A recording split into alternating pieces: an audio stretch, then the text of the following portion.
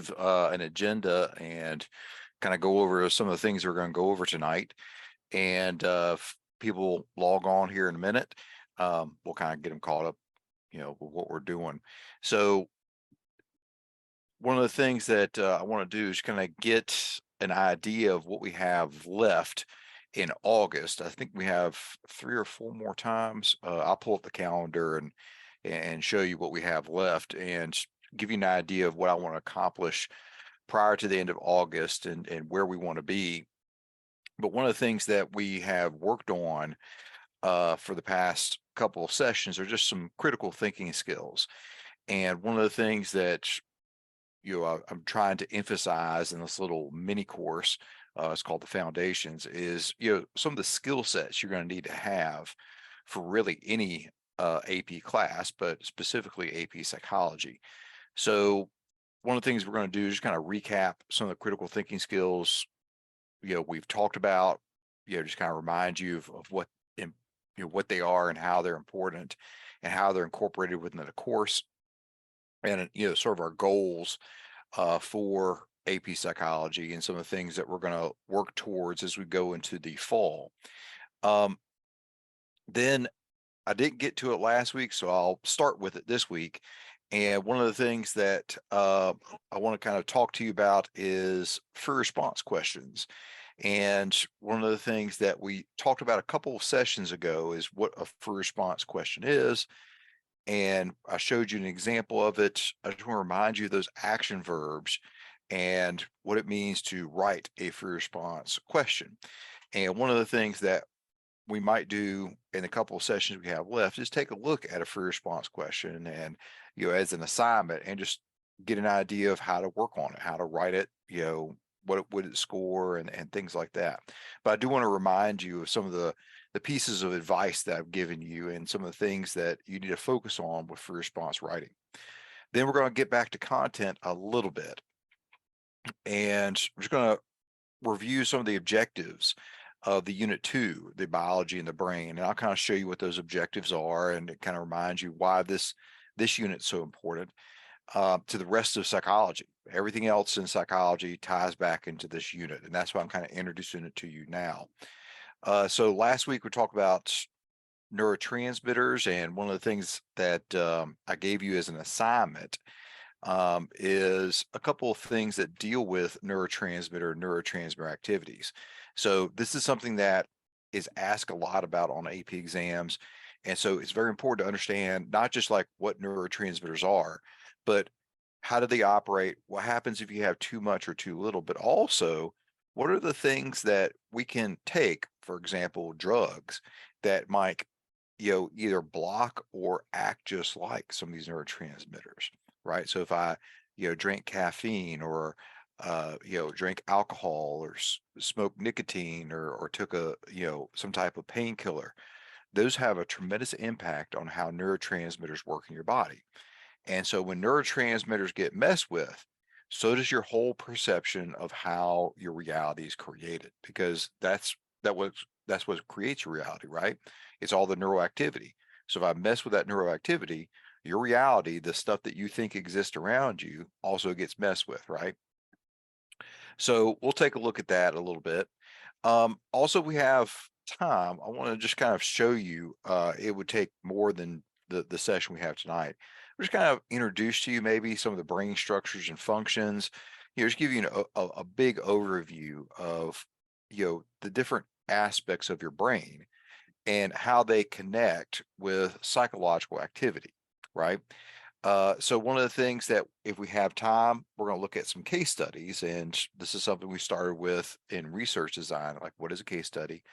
And I'll get you to do some research on 3 case studies. The case study of HM, there's another one called TAN, T-A-N, and then a guy by the name of Phineas Gage. And so we'll kind of take a look at how those case studies illustrate how parts of the brain dramatically impact our psychological activities, things like language, memory, personality, and so on.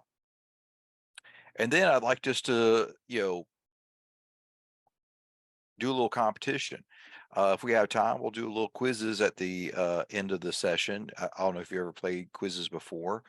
Um, if you have, I enjoy it. I use it a lot. Well, I don't use it a lot, but I use it every so often in my classes, and the kids really enjoy it because it's kind of challenging. It's competitive. It also kind of gives you an idea of where you stand on some of the content. So we'll do a little quizzes, and it'll just focus on the Unit 1 stuff that we've covered. It won't be anything that we covered tonight, I don't think. So I see we got a couple more people in the session, so thank you for being here. So just really quickly, just doing a sound check. On a scale of 1 to 5, on a scale of 1 to 5, 1 being the worst, 5 being the best, how has the last week been for you? All right, so just put that in the chat.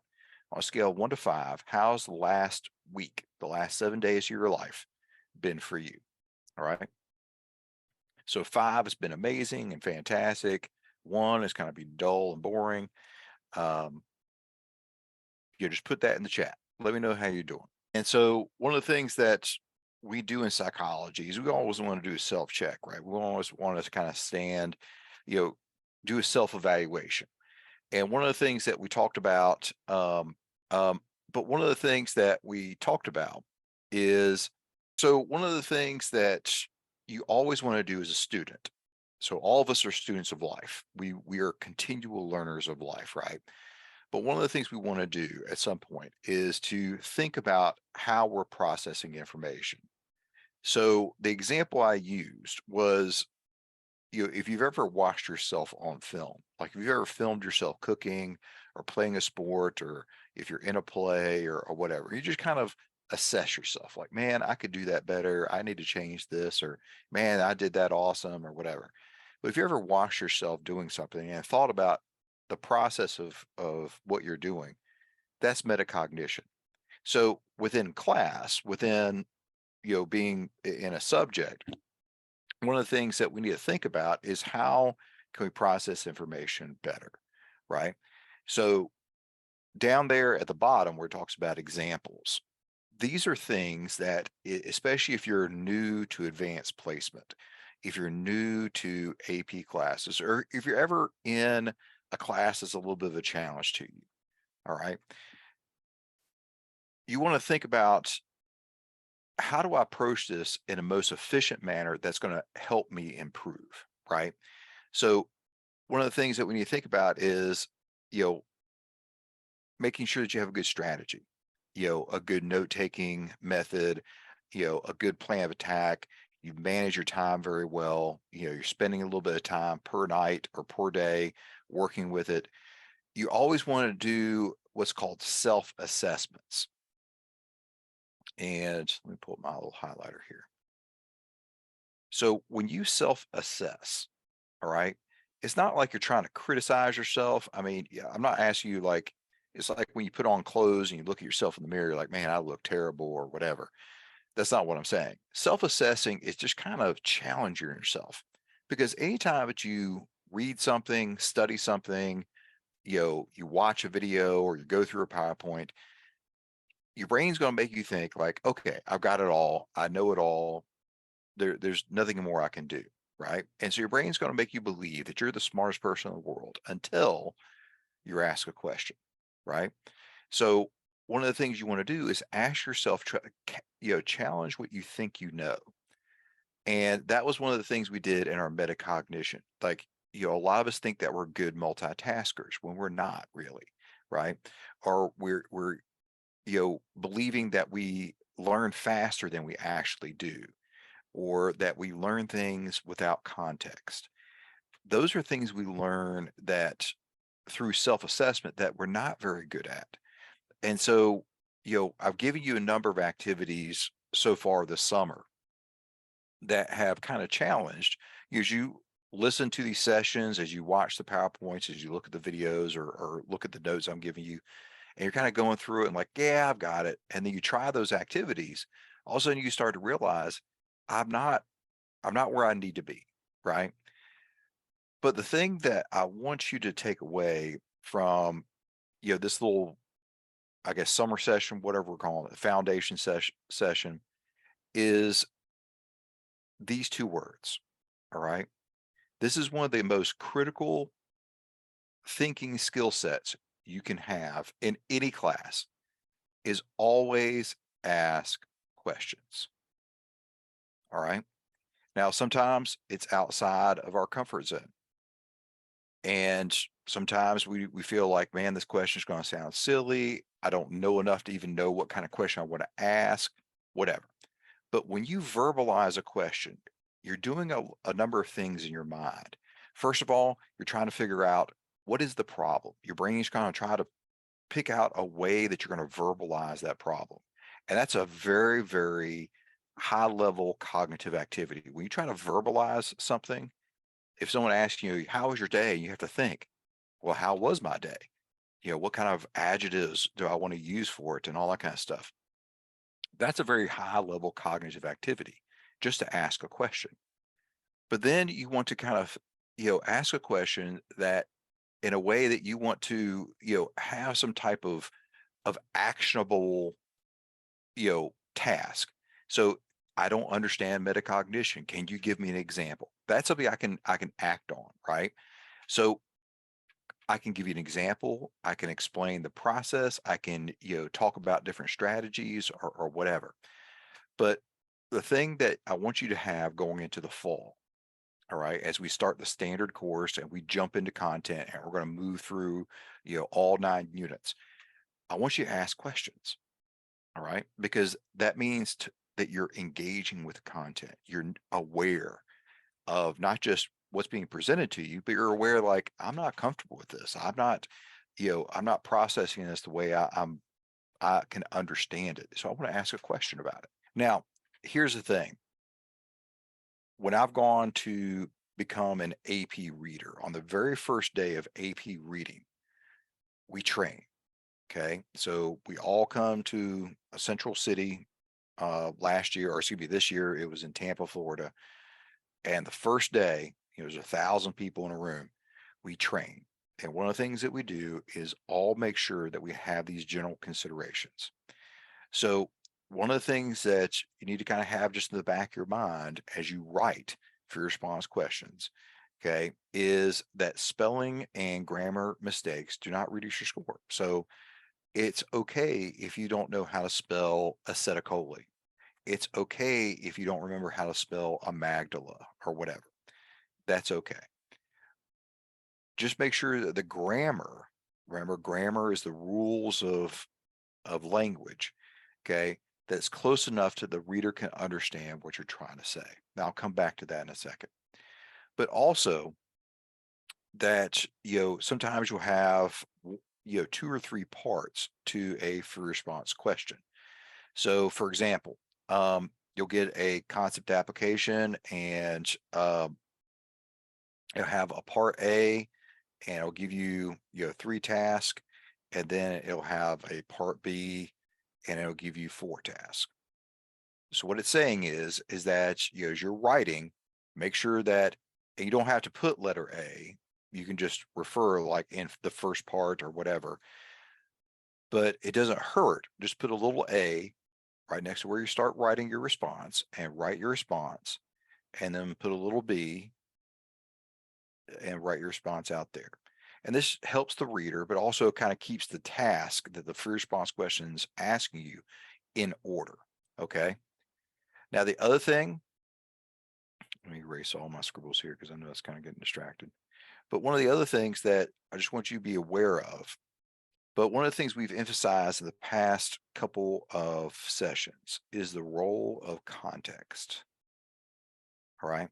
So one of the things that we need to establish is that nothing psychological happens in a vacuum.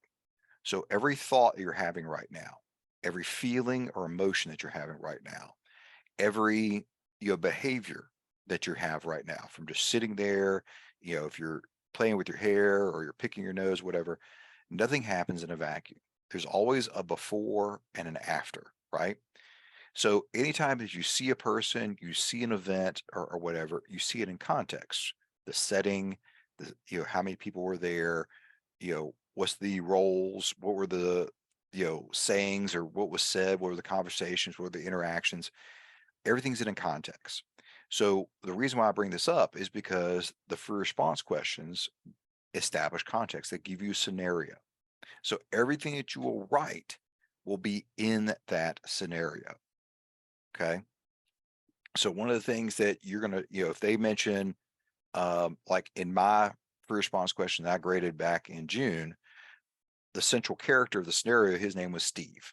So everybody who is writing should mention Steve in their response. Okay. It's not asking for some random example. You don't have to come up with your own examples. You have to relate everything to the scenario that's given to you. Okay. Now, the other thing is, sometimes people babble, people just run on and run on and run on. And sometimes they will argue themselves out of a point. So they'll write something that is correct, and then they'll keep going and keep going and keep going, and then it becomes incorrect. All right. So they'll mention that, a survey is a descriptive type study that is very easy and cheap to implement. It rapidly gains a lot of information really quickly, but it can establish, but they keep going and going and going, and then they start establishing that surveys can establish cause, and they use control groups and they use random assignments. Well, all of a sudden, now they've argued themselves out of the point. Okay. So you want to be concise.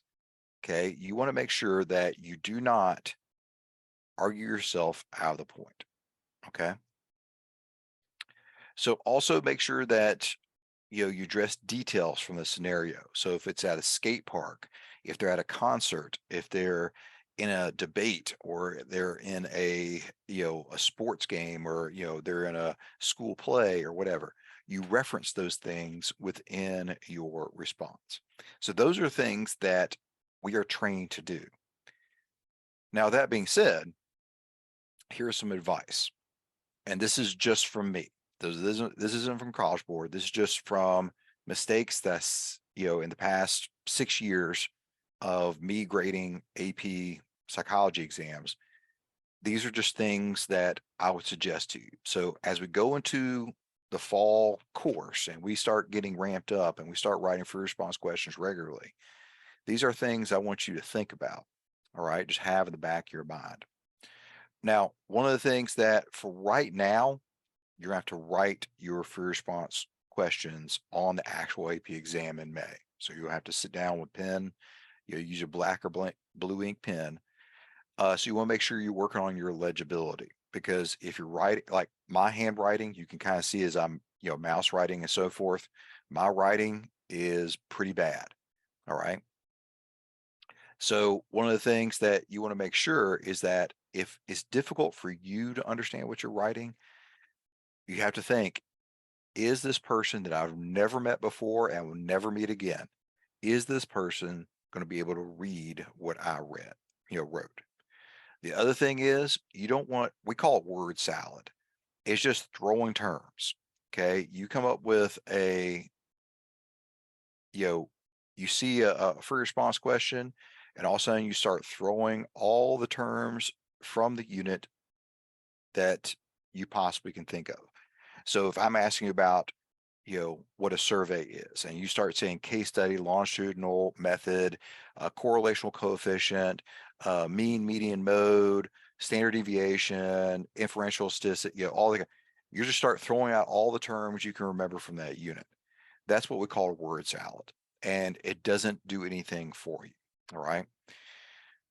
Also, one of the other things that you'll see on the booklet is it says do not skip lines. But what that means is, they don't want you to write a line and then skip a line and then write a line and skip a line and so forth. But what's okay, what you can do is you can write a line. So say this is part A, and you write your points for part A. You can skip a line and start B and do that. Okay. And one of the things that this does is helps the reader, figure out what part of the free response question you are writing. where to begin looking for this term, this concept, this context, and so forth. Okay. Do not parrot the concept. And what that means is don't restate the question. Now, this doesn't harm you. It doesn't, take away, points or anything. But what it does is it wastes time and it wastes space. All right. So if I ask you what a survey question is, and you're like, well, a survey question is, well, you've just restated the question. With a free response question, you can answer the question starting with word one. All right. Also, one of the things that, a lot of my like nitpicky students, if they make a mistake, especially with a pen, so if they make a mistake, what they will do is, this they'll try to scribble and make sure that no CIA code breaker could ever figure out what that word was. But that wastes a lot of time, especially if you've looked back at a paragraph, you're like, you know what, I don't like that paragraph.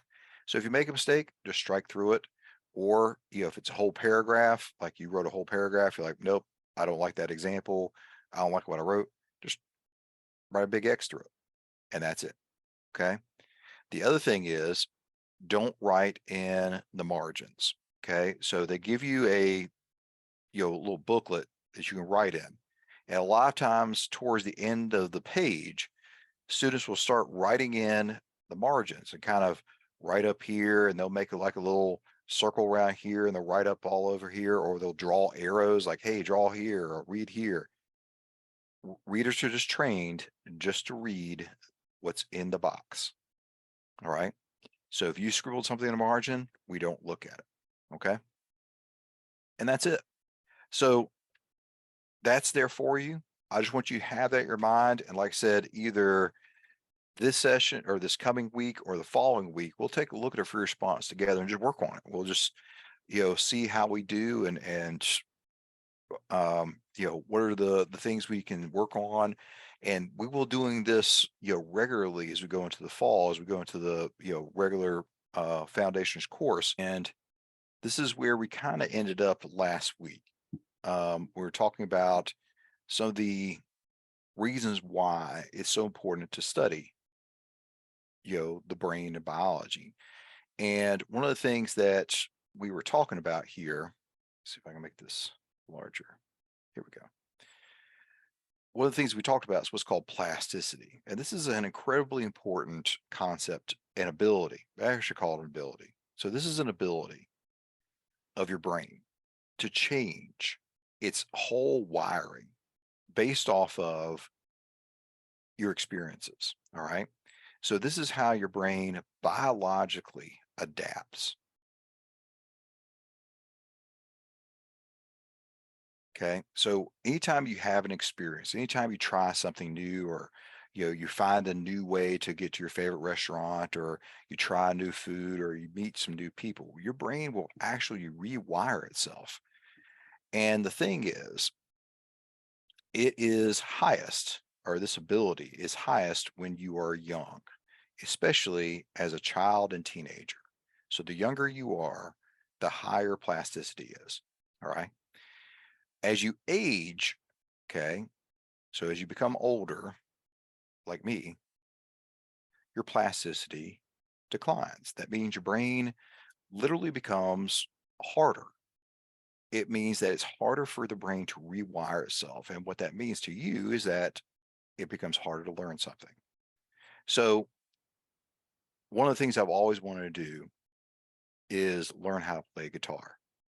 I've always loved rock music and so forth. I wish that I could just, sit down and learn how to play guitar. Now, if all of us, okay, just decided, hey, let's all let's all five of us get together and let's all learn how to play guitar. If y'all sat down with me and we all learned how to play guitar together, y'all would pick it up far faster than I would. You'd pick up the chords, you'd be able to pick up finger placement, your ability to practice and all that kind of stuff. It would come much faster to you than it would to me, because your brains are highly plastic. And what that means is that they're built as sponges.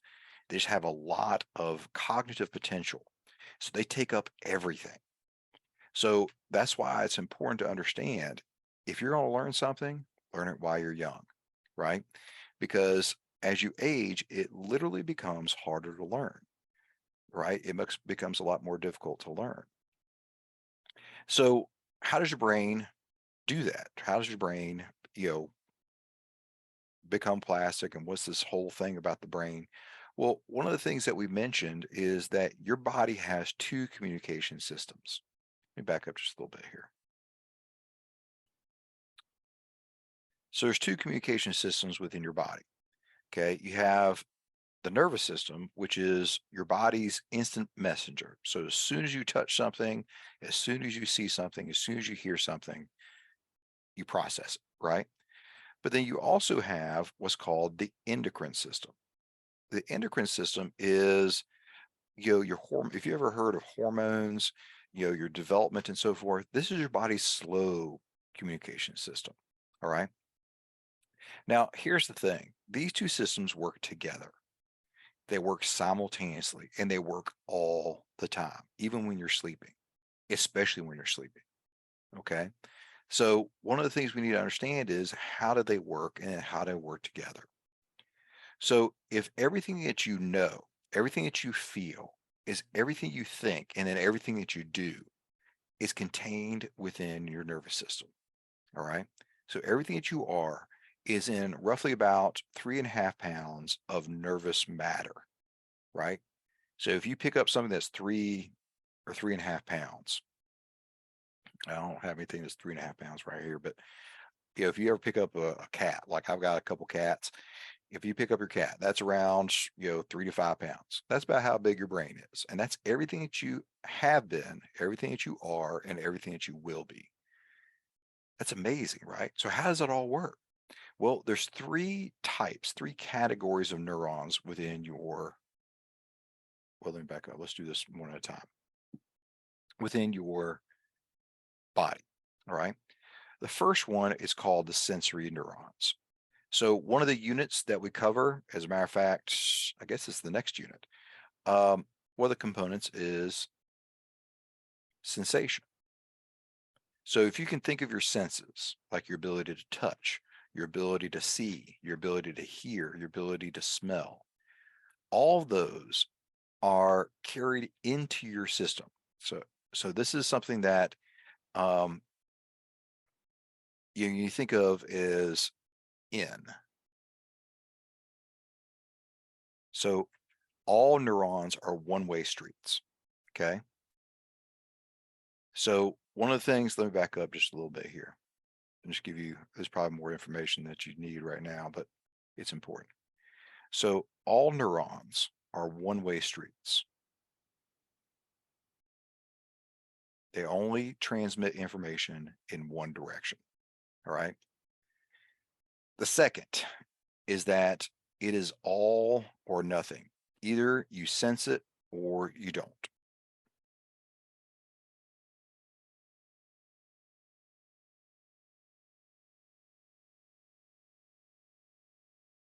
And the last one is that no two neurons in your body touch. So there's roughly about 86 billion neurons within your nervous system. All right. But no two neurons touch. There's a reason for this.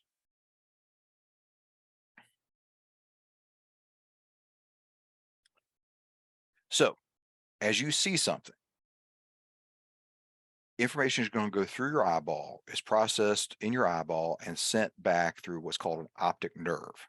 Those optic nerves go all the way back into the back part of your brain. So if you put your hand on the back of your head, that surface area of your hand is the area of the brain that processes everything that you see. Okay. So it's very important. That information gets back there pretty quickly because we are very reliant as humans on our vision. So we don't want anything getting in our way. That's why all neurons just work in one direction, right? Now, the second system or second category, excuse me, is motor neurons. So every behavior that you have, from twiddling your fingers, waving at me, typing something, standing up and walk away, drinking, whatever. These are messages sent from what's called the CNS to your muscles. Okay. So these will basically be the out.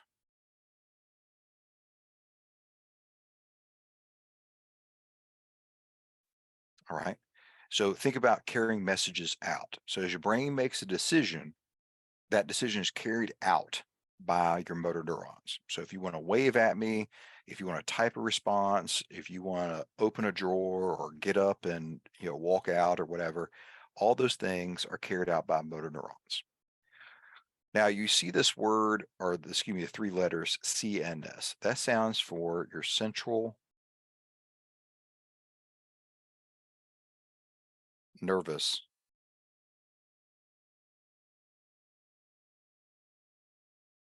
system. Now, there are just two components to your central nervous system: your brain, which is in between your ears, and your spinal cord.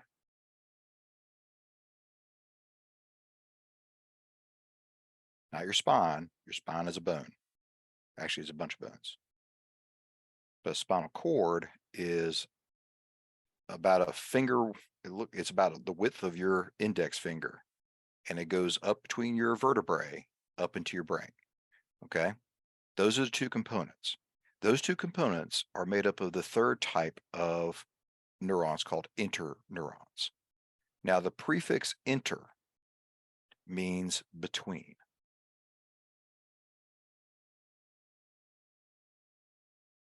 Okay. So these make a decision. So if you see somebody that's carried in by your sensory neurons, it's going to be processed by your interneurons. All right. That you recognize them. You're like, oh, that's my friend or that's my enemy. And then you're going to send a message back out via your motor neurons, like, hey, I'm going to wave with all five fingers, or maybe just with one finger. I don't know. But one of the things that you need to think about is how all three of these are operating simultaneously all the time. You have the ability to sense information, like you can smell what's going on around you. You can feel whatever you're sitting on or laying on. You can hear, hopefully, my voice. You're thinking about things. You might be thinking about what I'm saying. You might be thinking about what you're doing this weekend. You might be thinking about what you did last weekend. And then also you're carrying out things. You might be writing notes. You might be typing something. You might be, whatever. But all three of these processes are going on all the time. Okay. So one of the things we need to understand is, how can we identify what action, what things are happening?